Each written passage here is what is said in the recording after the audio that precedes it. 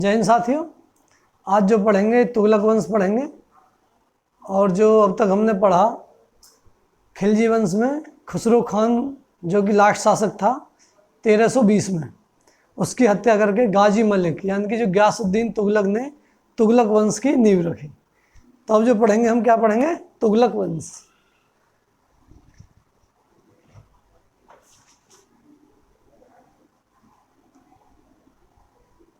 तुगलक वंश यहाँ तक दिख रहा है ना भाई इसमें वीडियो में?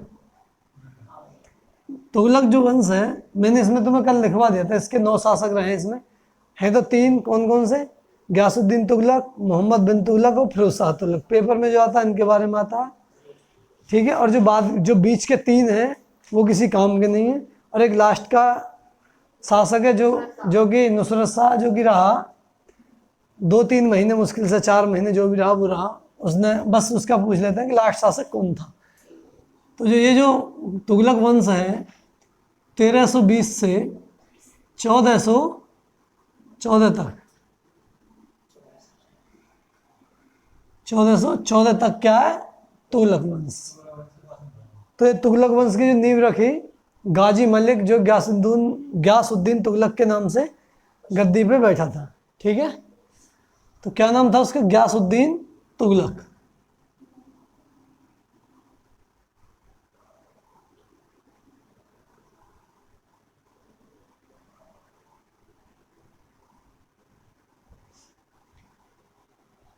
ये गद्दी पर बैठा 1320 में, और जिसने शासन के 5 साल किया 1325 तक, ठीक है भाई। और ये जो गयासुद्दीन तुगलक था, इसके जो पिता थे वो थे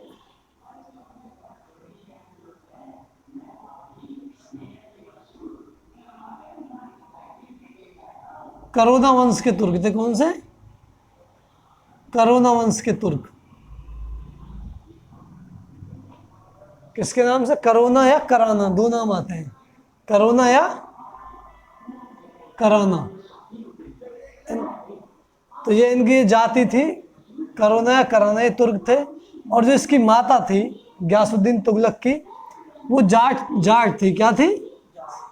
जाट। इसकी जो माता थी जाट थी, ठीक है।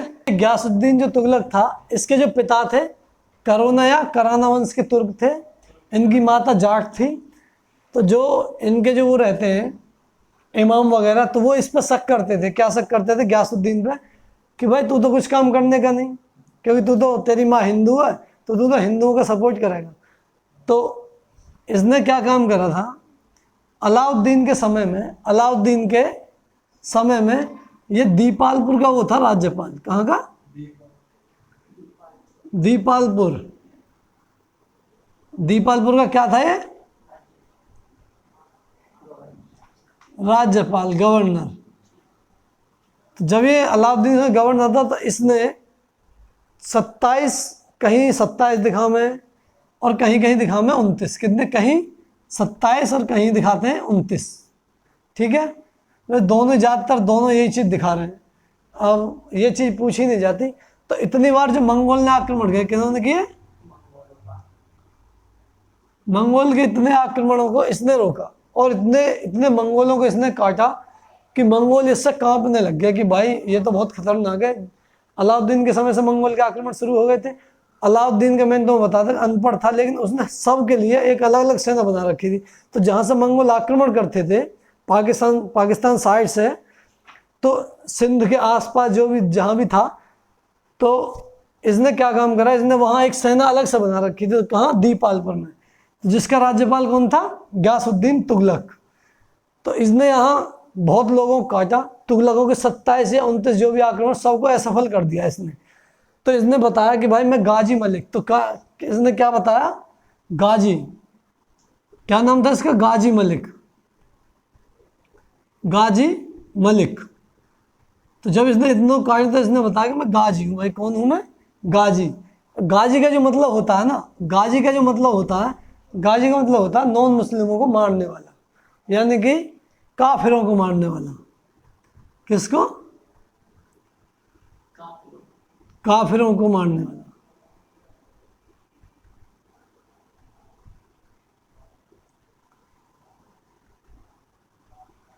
कुरान में काफिर हिंदुओं के लिए, यानी कि मुस्लिमों को छोड़ के जो भी अदर जितने भी धर्म वगैरह हैं सबको काफिर कहते हैं, ठीक है।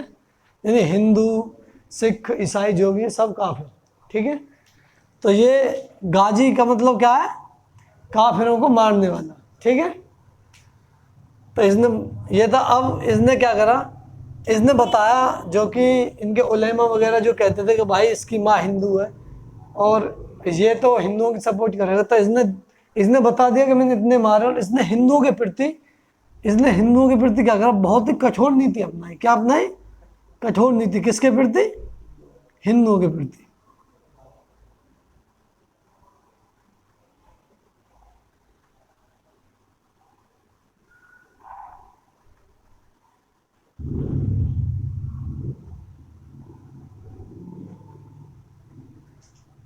इसने हिंदुओं के प्रति कठोर नीति अपनाई, ठीक है।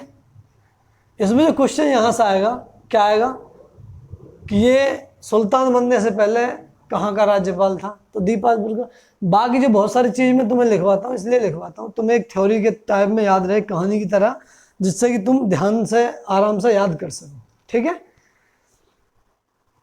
अब क्या था जो कि इस गयासुद्दीन तुगलक ने इसका एक लास्ट आक्रमण किया था इसने बंगाल में। कहाँ गया था? बंगाल में। चलो उससे पहले और कुछ बता दूं, इसने नहरों का निर्माण शुरू किया। क्या किया? सबसे पहले क्या किया? नहरों का निर्माण शुरू करने वाला कौन था? दिल्ली सल्तनत, प्रथम मुस्लिम शासक। तो इसने क्या कराया? नहरों का निर्माण।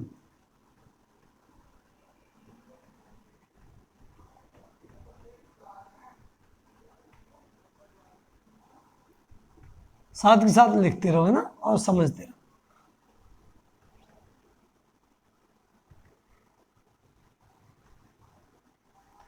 इसने नहरों का निर्माण शुरू किया, लेकिन ये पूरा नहीं कर पाया। इसने एक आध नहर कंप्लीट कराई, लेकिन जो ये चाह रहा था वो काम ये नहीं कर पाया।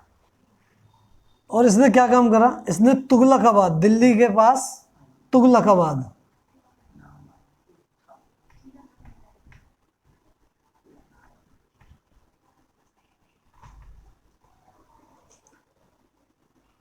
तुगलकाबाद नामक शहर बसाया। क्या बसाया? शहर बसाया इसने, नया शहर, ठीक है।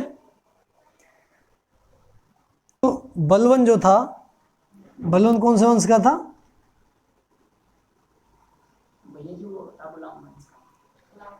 बलवन का एक पुत्र था बुगरा खां। क्या नाम था? बुगरा खां। ये जो था, इसके शासनकाल में, गयासुद्दीन तुगलक के शासनकाल में बंगाल का गवर्नर था। कहाँ का? बंगाल का गवर्नर या राज्यपाल, है ना। ये बंगाल का गवर्नर था। और इसने क्या काम किया? इसने बंगाल को स्वतंत्र राज्य घोषित कर दिया। किसने? बुगरा खां ने। क्या करा? बंगाल को स्वतंत्र राज्य घोषित।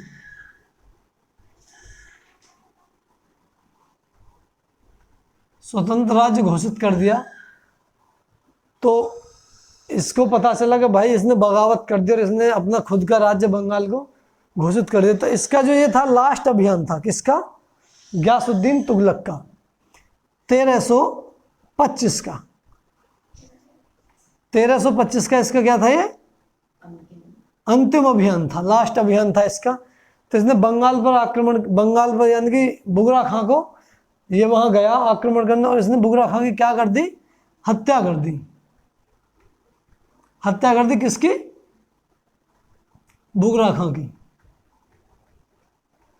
बुगरा खां जब मारे गए तो पूरा इसका शासन हो गया। अब क्या एक मामला और था, जो कि चिश्ती संप्रदाय के थे कवि निजामुद्दीन औलिया।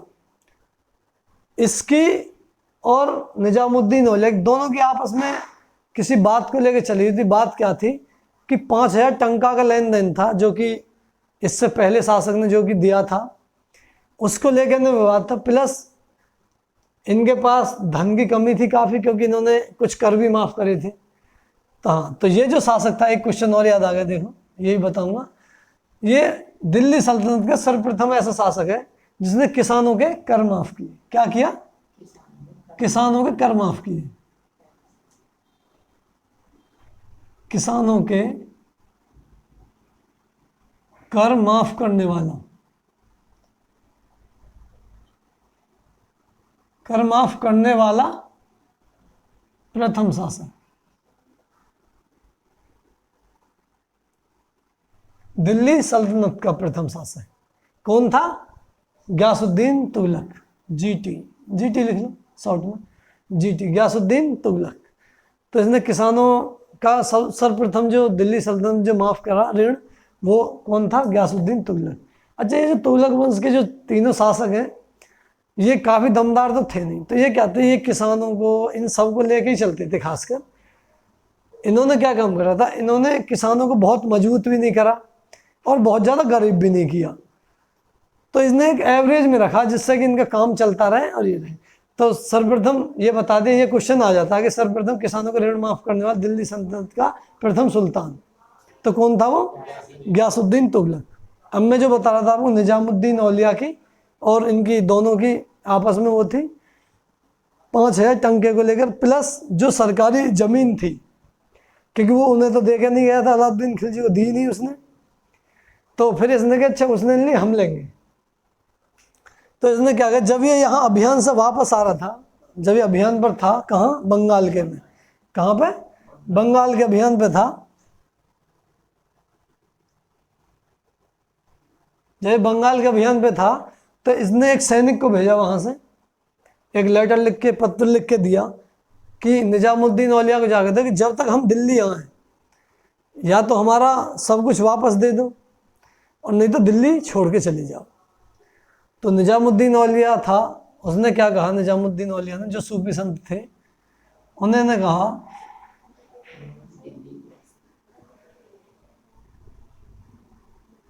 हनूज दिल्ली दुरस्त। इसका जो मतलब था क्या था कि हुजूर अभी तुम बंगाल में हो, दिल्ली तो वहाँ से बहुत दूर है, तो अभी दिल्ली बहुत दूर है, तो अभी आ जाओ, जब खाली कर देंगे, जब देख जाए अभी आओ। तो अब क्या हुआ, इसने ये लेटर में, पत्र में लिख के दिया। तो ये क्वेश्चन पूछा जाता है इसमें पेपर में कि दिल्ली हुनूज दिल्ली दुरस्त किसका वाक्य है या किसका कथन है? तो किसने कहा? ये निजामुद्दीन औलिया ने। किस शासक के लिए कहा? तो जीटी के लिए, यानी गयासुद्दीन तुगलक के लिए कहा। अब जब ये लौट के आ रहा था तो जीत की खुशी में, क्योंकि इसने ये यहाँ पूरे को जीत लिया बंगाल को, तो इस जीत की खुशी में जो इसका पुत्र था जोना खां, इसे मिटा दूं भाई अगर तुमने लिख लिया हो तो,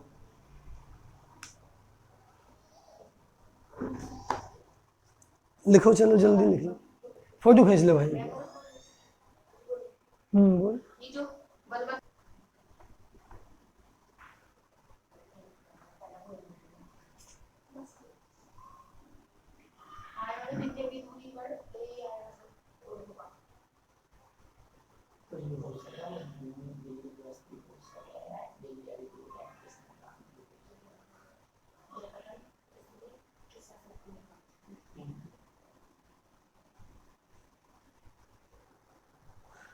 अब जो गयासुद्दीन तुगलक का जो पुत्र था, पुत्र जोना खां, या कहीं आ जा जूना खां, जूना खां। तो अब ये जो था इसका पुत्र, इसने जब ये बंगाल की वजह से लौटता था तो इसने क्या किया कि भाई पिताजी दिल्ली से, वो वहाँ से बंगाल को जीत के आ रहे हैं दिल्ली के लिए, तो इनकी स्वागत के लिए कुछ तैयारी की है। तो इसने क्या करा, जोना खां ने क्या काम किया, अपने पिता के स्वागत के लिए दिल्ली के पास एक अफगानपुर जगह पड़ती है, क्या? अफगानपुर, अफगानपुर।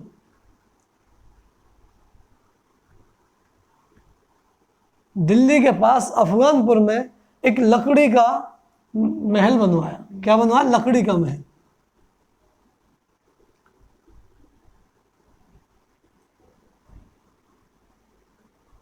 लकड़ी का महल बना, बहुत शानदार के भाई जब आएंगे तो उनका स्वागत करेंगे, यहाँ एक दो रात रुकेंगे और तब फिर दिल्ली के लिए प्रस्थान करेंगे। अब क्या था, अब जब ये स्वागत के लिए यहाँ पे आए गयासुद्दीन तुगलक, यानी जीटी शॉर्ट में बोल दूं, जब ये गयासुद्दीन तुगलक यहाँ आया, ये अंदर वहाँ बैठा, ठीक है, तो कुछ तो कहते हैं तभी, या कुछ कहते हैं कि हाथियों का एक झुंड आया जब ये अंदर था और हाथियों के झुंड ने उसमें मकान में टक्कर मारते हुए वो निकल गए। कुछ क्या कहते हैं कि अपने आप ऊपर से गिरने लगी। निजामुद्दीन जो औलिया थे वो एक सूफी संत थे, उनकी इन्हें बद्दुआ लग गई। तो बहुत सारे मानना, तो कुल मिला क्या था, जब ये जो था गयासुद्दीन तुगलक यहाँ इसमें लकड़ी के महल में दबकर क्या हुआ, दबकर इसकी क्या हुई, मृत्यु हो गई। कब हो गई? 1325 ईस्वी में। अब जब ये बात निजामुद्दीन औलिया को पता चली तो उसे भी ये लगा कि पता नहीं यार कैसे ख़त्म हो गया। तो निजामुद्दीन औलिया साहब भी कब ख़त्म हो गए? 1325 में औलिया साहब भी चले गए। औलिया जी की भी क्या हुई, मृत्यु हो गई। ठीक है जी। कुछ लोगों का, कुछ इतिहासकारों का जो मानना है, कुछ का मानना ये है कि इसके बेटे की साजिश थी कि ऐसे मार के यहाँ और मैं राज्य करूँगा। जबकि ये यहाँ पे 40 दिन शोक में रहा, उसके बाद ये गद्दी पर बैठा था। कौन? मोहम्मद बिन तुगलक। अब गयासुद्दीन तुगलक का पुत्र जो कि जोना खान था, कौन था? जोना खान। ये जब दिल्ली की गद्दी पर बैठा तो किसके नाम से बैठा? मोहम्मद बिन तुगलक की। किसके नाम से?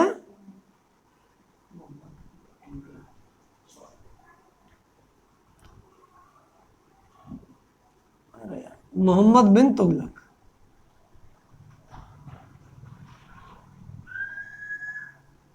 यानी MBT, मोहम्मद बिन तुगलक के नाम से ये गद्दी पर बैठा। 1325 में, 1325 से और 1351 तक रहा है। ठीक है। अब जब ये गद्दी पर बैठा, जोना खां इसका जो नाम था, जोना खां इसका नाम था, इसने क्या काम करा जब ये दिल्ली गद्दी पर बैठेगा? तो जो दोआब का क्षेत्र है, गंगा यमुना के बीच का क्षेत्र, जो हमारा उत्तर भारत, गंगा यमुना के जो बीच का क्षेत्र है, उसे हम बोलते हैं दोआब। दोआब मतलब दो नदियों से घिरा हुआ क्षेत्र, दोआब। वहाँ क्या होता है, जलोढ़ मिट्टी पाई जाए, यानी कि बहुत ज़्यादा हमारे क्षेत्र में क्या होता है, फसल बहुत अच्छी होती है गंगा यमुना के बीच में, कोई फसल बोलो सब हो जाती है। तो इसने सोचा कि भाई यहाँ टैक्स बढ़ा दो। क्या बढ़ा दो? दोआब के क्षेत्र में क्या बढ़ा दो? टैक्स। दोआब में जो किसान थे दोआब क्षेत्र के,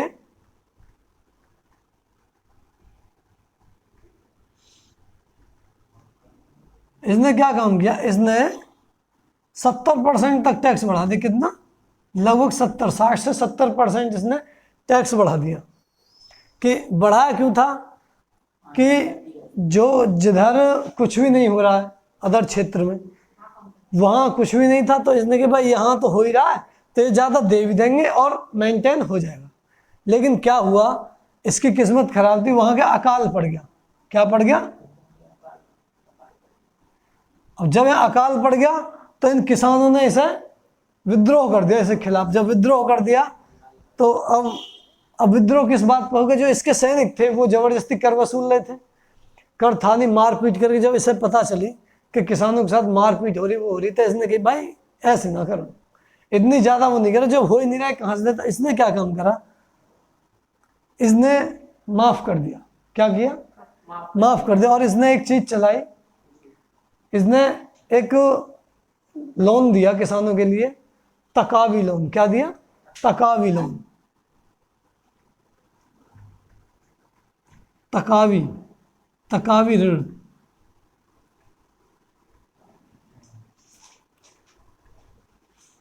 इसने तकावी ऋण दिया। तकावी ऋण में क्या था कि किसान लेंगे और जब इनकी उपज होगी तो ये वापस दे देंगे। लेकिन ये पहले से मर चुके किसान, तो इन्होंने ये भी नहीं दिया वापस। जब था ही नहीं देते क्या, तो क्या हुआ, इसने इसको भी क्या कर दिया, माफ़ कर दिया। क्या कर दिया, माफ़ कर दिया। अब और भी कर्जा हो गया, अब और भी कर्जा बढ़ता भाई। जब इसने माफ़ कर दिया, राज्य खाली होता गया। और सूझी कि भाई मंगोल के आक्रमण चल ही रहे थे। इसने सोची ये जो दिल्ली राजधानी है, दिल्ली जो हमारी पड़ जाती है, अगर ये ऐसे करके नक्शा बना दो तो ये लगभग यही पड़ जाती है, ऊपर ही, उत्तर भारत में पड़ती दिल्ली। अब आक्रमण जो होते थे इधर से होते थे, सीधे दिल्ली पे पड़ते थे। इसने सोचा कि ये थोड़ी नीचे ले जाओ। कहाँ ले जाओ, देवगिरी। कहाँ ले जाओ, देवगिरी। और इसने देवगिरी का नाम क्या रख दिया बदल के, दौलताबाद। तो देवगिरी क्या नाम रखा इसने,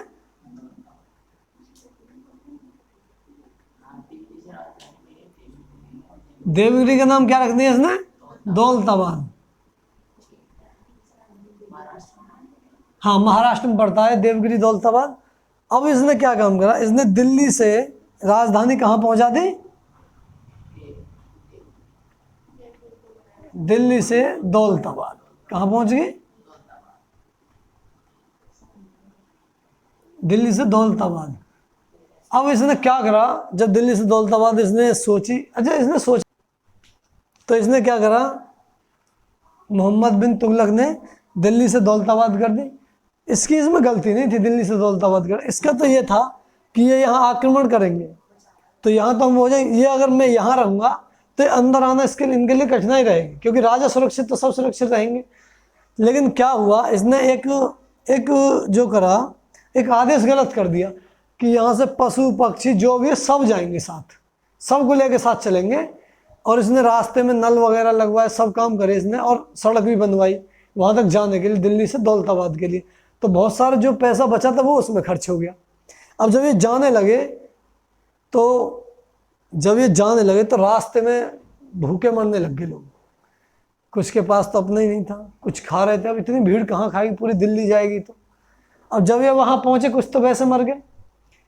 अब इसने वहाँ दिल्ली में फिर दिखवाया गया, यार कोई आदमी बच तो नहीं गया। तो वहाँ एक बताते हैं इतिहासकार के, एक बहरा, वो एक अंधा बचा और एक लंगड़ा बचा, बस वही बचे। कुछ लोग कहते हैं कि इसके लिए गंदी गंदी गाली लिख के, जो किसान लोग थे वो इसके लिए वो पत्र लिख के इसके दरबार में डाल जाते थे। तो उन गालियों से परेशान होकर भी इसने दिल्ली से देवगिरी यानी दौलताबाद इसने स्थानांतरण करा। लेकिन जो मेन कारण जो है वो यही था कि अगर वो यहाँ आक्रमण करेंगे तो यहाँ तो जल्दी आ जाएंगे, लेकिन यहाँ आएंगे वो देर में आएंगे, तो उनके लिए कठिनाई होगी आक्रमण में। मेन तो इसका ये रीज़न था। तो लेकिन ये उल्टा पड़ा। फिर जब इसने देखा कि भाई यहाँ तो हाल बुरा हो गया, फिर ये दौलताबाद से फिर सबको लेके दिल्ली वापस आया। जब ये है, ये 1327, कब, 1327 में, 1327 में ये पुनः वापस आया। अब जब पुनः ये वापस आया तो भाई परेशानी बढ़ी, आधी जनता फिर आने में मर गई। तो कुल मिला के इसका पूरा नुकसान हुआ। ठीक, अब इसने एक काम, अब जब ये दोबारा दिल्ली आ गए तो इसने सोची कि यार जनता के लिए कुछ ऐसी योजना बनाओ कि, क्योंकि काफ़ी पढ़ा लिखा था, कि जिससे कि सब लोग बराबर हो जाए। तो इसने सोने का जो टंका था, और नहीं चांदी का टंका और तांबे का जो जीतल था, इसने इनको समान कर दिया। क्या करा, इसने तांबे की मुद्रा चला दी। और तांबे की कौन सी मुद्रा, सांकेतिक मुद्रा। क्या चलाई, सांकेतिक मुद्रा। तांबे की क्या चला दी, सांकेतिक मुद्रा।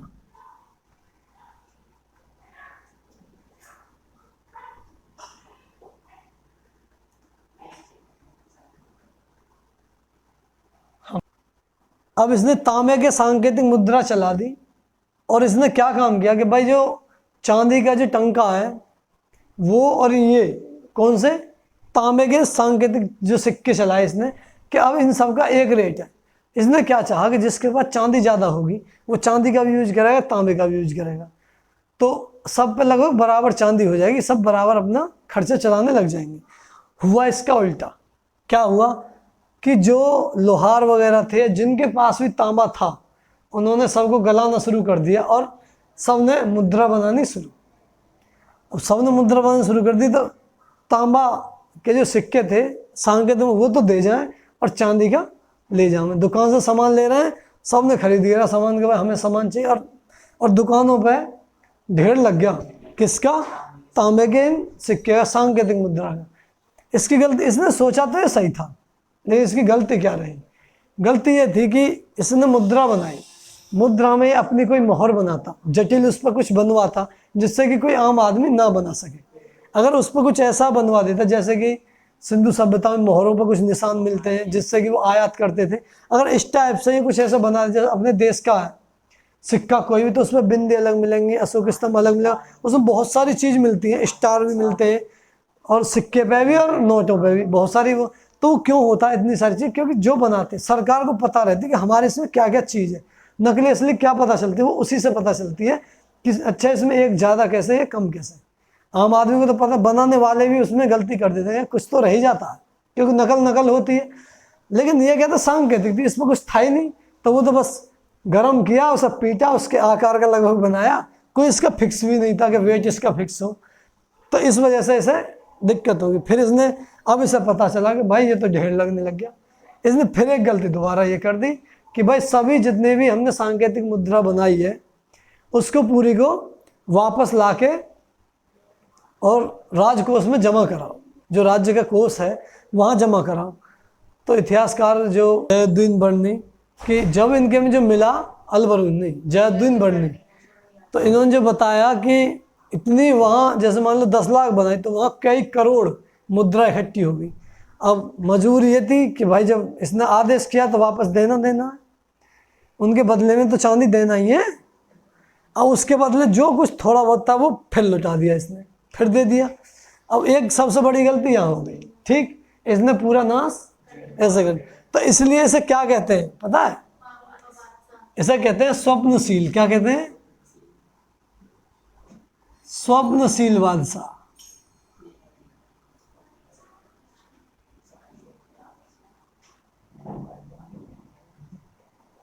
या सुल्तान, सुल्तान ही कहते हैं, स्वप्नशील, स्वप्नशील कहते हैं। इसे जो कहते हैं आंशिक पागल भी कहते हैं, क्योंकि जो ज़्यादा पढ़ लेना उसे कहते हैं ना भाई ये तो पागल हो गया, तो ज़्यादा पढ़ा लिखा था, तो ऐसे क्या कहते हैं? आंशिक पागल।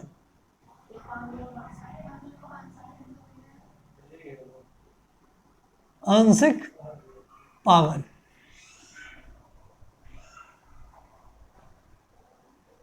इसे भैया आंशिक पागल भी कहते हैं। इसे भाई इसकी भी लिख दूँ एक, इसे मनिहारों का बादशाह भी कहते हैं।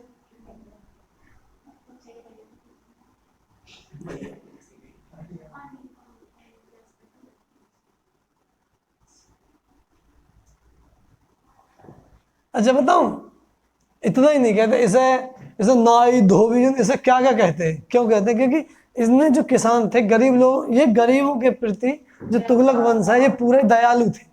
गरीबों के लिए इन्होंने अच्छी नीति अपनाई, मतलब कुल मिला के नॉर्मल रहे, बहुत ज़्यादा परेशान नहीं किया। तो और क्या होता, जो अच्छा आदमी होता है ना उसके साथ जनता ऐसा व्यवहार करती है जैसे इसके साथ क्या होता। अलाउद्दीन खिलजी तो चाट के साइड कर देता सबको। तो अब सिस्टम पड़ गया उल्टा, क्योंकि जो भी सीधा आदमी है, यहाँ अब भी देख लो तुम, सीधे आदमी का मामला यही है। ठीक है भाई, अब मिटा दूं क्या मैं? चलो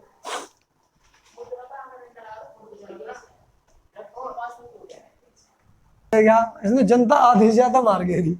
जब आधी मारी तो इसने, तो इतिहास कह रहे ये तो जनता के खून का ही प्यासा, ठीक है। तो इसे क्या बोलते हैं? जयाउद्दीन जो बर्नी था वो इसके कुछ एंटी भी था। उसकी जो बुक है उसमें बहुत ज़्यादा इसका सब एंटी लिखा हुआ है इसके, ठीक है। हाँ इसके, हाँ एंटी मतलब वो विरुद्ध। तो कुछ इसका वो भी था मामला भाई, उससे 36 का आंकड़ा था। हाँ तो जब ये मरा था 1325 में, तो इसने कहा था कि सुल्तान को प्रजा को सुल्तान से मुक्ति मिल गई। जब इस 51 में इसकी मृत्यु हुई तो इससे बोला कि जनता को राजा से, राजा को जनता से मुक्ति मिल गई। जयाउद्दीन बर्नी ने, मंत्रियों ने इससे कहा कि भाई कुछ भी नहीं बचा हमारे पास, तो जो कुछ भी नहीं बचा तो अब क्या करें? तो इसे एक नई युक्ति आई कि खुरासान पड़ता है ईरान में। क्या? खुरासान। ईरान में क्या पड़ता है? खुरासान। तो इसने कही कि भाई इस पर आक्रमण, ऐसा लूट लाओ, ये सबको लूटते हैं हमको, इसके अब क्या हम इनको लूटने चल रहे हैं। अब जो इसके मददगार थे खुरासान के, जैसे 2 राज्य और जो थे इसके मददगार, क्योंकि किस्मत तो इसकी खराब थी, किसकी? जौना खान यानी कि एमबीटी की। तो इसके साथ जो भी मिला वो ही मर लेता था या कुछ हो जाए, क्योंकि ये पनौती था एक नंबर का, क्योंकि जो भी इसने काम किया वो सब उल्टे रहे। सोचा था ये अच्छा था पढ़े लिखे की तरीके से, लेकिन उसका उल्टा ही हुआ इसके साथ। क्योंकि जब प्रकृति जिसके अनुकूल नहीं होती ना, उसका काम बनता नहीं। तो जब इसने यहाँ आक्रमण की सोची, अब आक्रमण की करने के सोचने से पहले इसने सोची कि भाई सेना भी बड़ी चाहिए। अब जब सेना बड़ी चाहिए तो इसने कितने कि 1.5 लाख, कितने? इतने या कहीं कहीं इतने ही मिलते हैं, इतने लाख सैनिकों को पहले ही बुला के क्या कर दिया? सबको क्या दे दिया? इतने सैनिकों को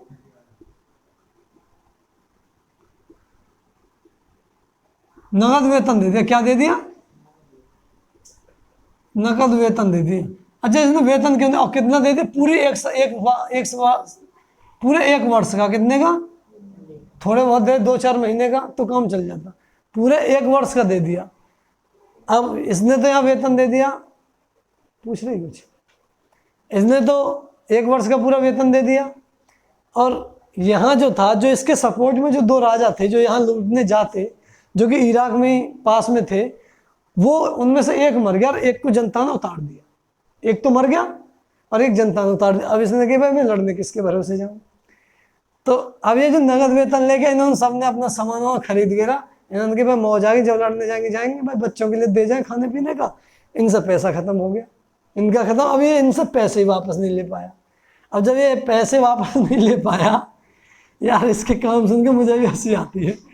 जब ये पैसे वापस नहीं ले पाया तो अब ये भी खत्म हो गया मामला, इसने ये भी माफ कर दिया भाई। अब ये और कंगाल हो गया और खत्म हो गया। अब फिर इसने एक नई योजना बनाई। कहाँ? चीन और जो हमारा जम्मू कश्मीर और चीन के क्षेत्र में एक छोटा क्षेत्र पड़ता है, इसने चीन के एक कराचिल जगह पड़ती। क्या पड़ती है? कराचिल। अब ये कहाँ पड़ता है? वर्तमान चीन में। बिल्कुल यहाँ पर तगड़ी वाली बर्फबारी होती है सर्दियों में। जम्मू कश्मीर से बिल्कुल उतरते कराचिल, जो कि अब कहाँ है? चीन में। ठीक है। अब इसने क्या काम करा? इसने सोचा कि भाई वहां तो हम नहीं कर पाए, यहाँ अटैक करते हैं। यार तुम चलो सही है। अब जब ये यहाँ अटैक करने गया कराचिल पे, तो एक सेना ले गया। अब ये पहुंच तो गया सर्दी होने से पहले, लेकिन ये यहाँ जीत भी गया। अब इसने यहाँ जो भी माल लूटपाट करी, इन्होंने जो भी माल लूटा, अब लेकिन ये लेट हो गया, वहाँ बर्फ पड़नी शुरू हो गई। ठीक है। अच्छा मोटी चुप हो जा। तो जब ये बर्फ पड़नी शुरू, क्या हो गई? बर्फ पड़नी शुरू। और जब ये लौट रहे थे ना, तो जो हिमालय क्षेत्र से जब बर्फ पड़ी, तो आधे सैनिक यहाँ दब लिए, कुछ बर्फ में ठंड से मरे, कुछ दब लिए। और जो भी इसने लूटा वहाँ, ये सबको वहीं फेंक आया। और जब ये लौट के आया तो कितने लोग आए? 3 लोग। कितने? ये 3 लोगों के साथ आया लौट के। 3 लोग ये आया, प्लस कौन आया? एमबीटी।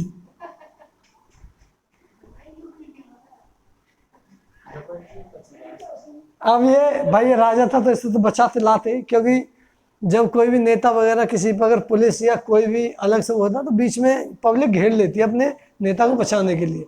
तो ऐसे इस राजा को बचाने के लिए इसे रोक लिया। ठीक है। अब भाई ये लौट के आ गया। अब ये बिल्कुल बेकार हो गया। अब तक में कुछ भी नहीं बचा, सेना खत्म, पैसा खत्म, सभी मामला इनका बेकार हो गया। अब क्या हुआ? ये लास्ट में आके मर ही गया। ये यहाँ पे बच के आ गया। इसके बीच में मैं कुछ चीज़ भूल गया, वो बता दूं एक दो। इसके काल में इब्न बतूता आया था। कौन आया था? Ibn Battuta. ये आया था कितने, 1333 में। कहाँ से आया था? मोरक्को से। मोरक्को, ये मोरक्को से आया था। ठीक है, इसने इसे काजी भी बनाया था। क्या बनाया था? काजी बनाया था। किसने? एमबीटी ने।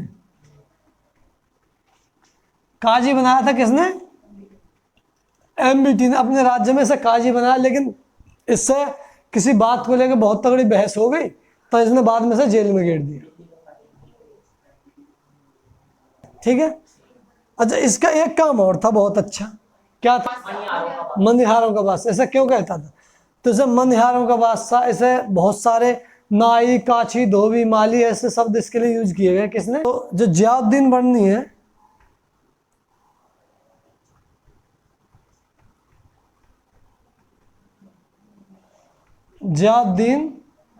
जियाउद्दीन बर्नी ने इसे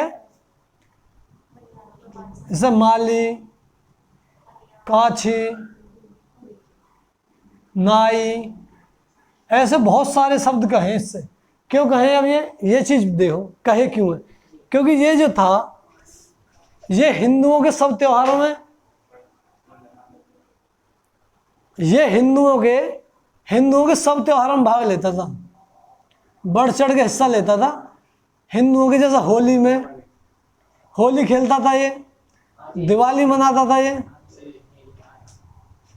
दिवाली मनाता था, और जो भी हमारे में त्योहार है हिंदुओं, वो सब में ये बढ़ चढ़ के भाग लेता, सबके साथ मिलजुल के रहता। क्योंकि इसमें इसका जो मेन उद्देश्य था कि सबको एक साथ रखना, क्योंकि इतने मजबूत तो शासक थे नहीं है कि बस एक कैसे राज्य चलता रहे। अच्छा, सबसे बड़ा जो काल था वो इसी का ही था।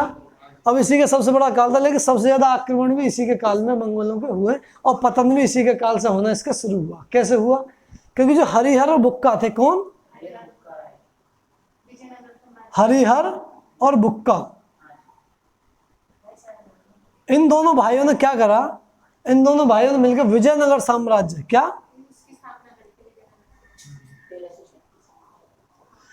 विजयनगर साम्राज्य क्या कर दिया इन्होंने? स्थापना कर दिया। इनकी एक अपना अलग राज्य, इनके राज्य में बना दिया।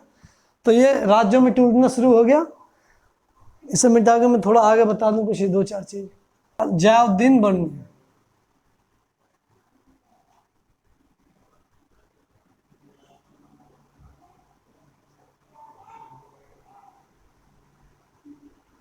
जियाउद्दीन बर्नी की जो पुस्तक है, जो किताब लिखी इसने, बता सके कोई सा क्या लिखी है?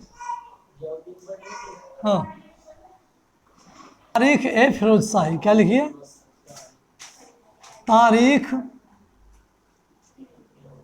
ए फिरोज शाही।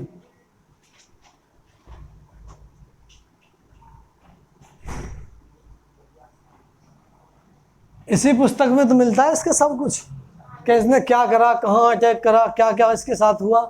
तो ये सब इस पुस्तक में मिलता है पूरा। ठीक, मैंने तुम्हें बता दिया कि इनका हिंदुओं के साथ ये करता था, इसलिए इसके लिए बहुत सारे माली, काशी होता हूँ।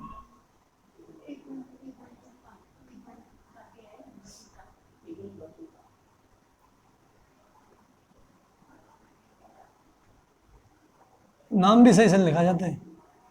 ये जो इब्न बतूता, इसकी जो पुस्तक थी किताब उल रहेला, किताब उल रहेला, इसमें भी इसका बहुत सारा मिलता है। अब जब इसकी मृत्यु जो हो जाती है, किसकी?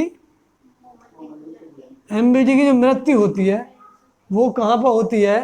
1351 में। 1351 में मैंने बताया था सिंध का एक थट्टा। क्या? सिंध के थट्टा में,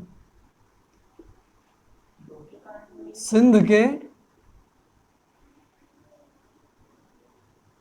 थट्टा में इसकी क्या हो गई? मृत्यु। इसकी मृत्यु हो जाए। इसके बाद जो बैठेगा, इसके चाचा का बेटा था वो, हाँ चाचा के बेटा यानी कि चचेरा भाई फिरोज शाह तुगलक। फिरोज शाह तुगलक। अब भाई इसके बारे में कब पढ़ेंगे? कल पढ़ेंगे। यह कितना था? 51 से 1389।